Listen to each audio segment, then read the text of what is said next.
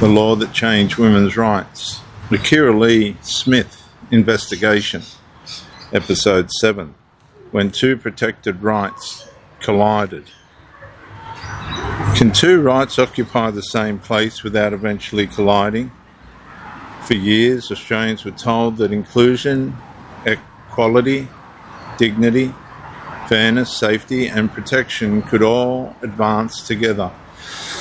It sounded reasonable, compassionate, progressive, but the law does not operate in theory. Law operates when competing claims arrive at the same door, and eventually that door was women's sport. This episode explains the collision between sex-based protections and gender identity protections, and why Kirralie's case became a symbol of a conflict many lawmakers appeared unwilling to acknowledge. The architects of the 2013 amendments presented the reforms as an expansion of legal protection. The objective appeared straightforward: protect more people from discrimination, treat vulnerable groups fairly, promote inclusion.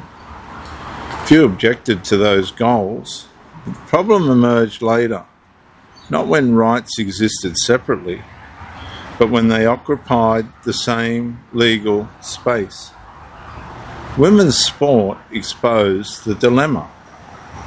If female categories exist because biological sex matters, then sex becomes the governing principle.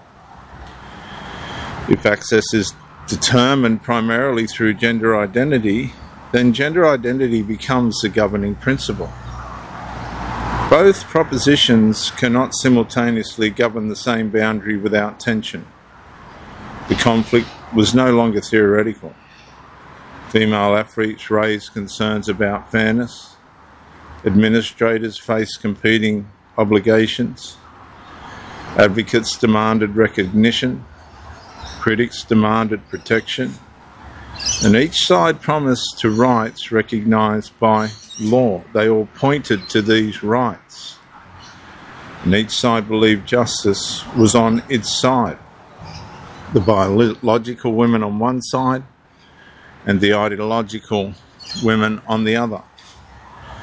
Kirralie Smith's campaign began highly visible and became highly public because it sat directly inside this unresolved conflict. Supporters viewed her position as defending female boundaries.